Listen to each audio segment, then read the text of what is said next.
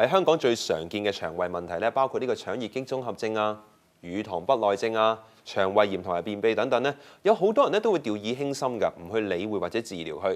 其實呢啲腸胃問題咧喺我哋身體裏面咧，久而久之咧就可能會惡化成為一啲大腸癌嘅噃。要減低患病嘅風險咧，就必須要多注意自己嘅腸道健康。平時除咗均衡飲食之外咧，其實都可以考慮下去服用一啲含有益生菌嘅食品嘅喎。我哋嘅腸道裏面咧有過百種嘅細菌，當中咧有啲係有益，有啲係有害。而呢啲菌族咧主要係負責咧平衡我哋腸道裏面嘅一個生態平衡㗎。如果個生態平衡出現咗混亂嘅話咧，譬如害菌嘅繁殖力咧就會增加咗啦，從而咧係會產生大量嘅有害物質，損害咗我哋嘅腸道健康，引致各種嘅慢性疾病。而有益嘅細菌、益生菌咧就可以有效咁樣抑制呢啲害菌嘅繁殖，減少咗啲有害物質嘅產生啊，同埋個吸收，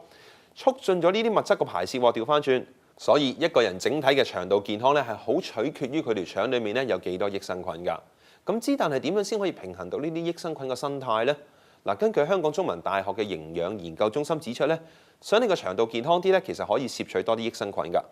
因為佢一直以嚟咧都係被認定可以幫助維持腸道健康嘅好幫手。益生菌咧其實係講緊咧你食嘅時候咧一定要係仲係生嘅啊，唔可以死咗就冇效㗎啦。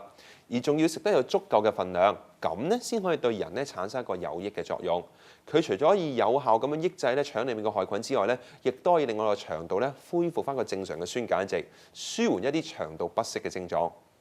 其實除咗喺香港之外咧，喺澳洲咧亦都有研究指出咧，益生菌補充劑咧其實可以有效咁樣調整翻腸裡面個細菌族，從而咧提高呢個腸臟啊同埋身體個免疫功能嘅噃。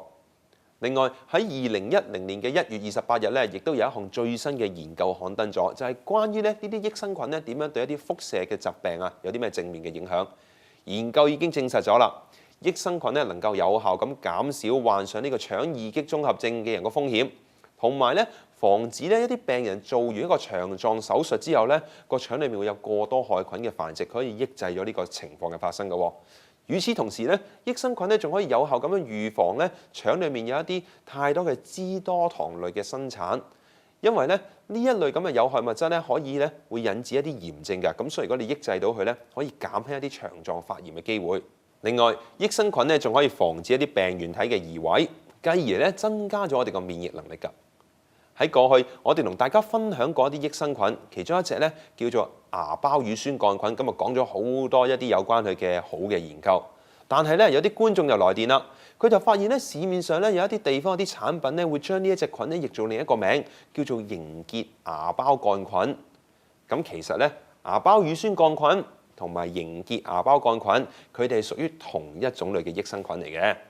喺好耐之前，當基因學咧仲未被一啲人去咁深入研究嘅時候咧，科學家咧就將芽孢乳酸桿菌依據翻佢本身個功能咧，將佢歸納咗落乳酸菌裏面其中一種。但係喺過去20年啦，隨住呢個基因學嘅發展咧，科學家發現咧，原來呢兩隻唔同名嘅菌啊，原來有住相同嘅基因。奈何啦，呢兩隻益生菌咧已經喺市面上應用咗好耐㗎啦，所以一時間咧佢哋兩個名稱咧仲未能夠完全地統一。所以咧，呢兩個名咧喺市面上咧都仲可以叫通用嘅。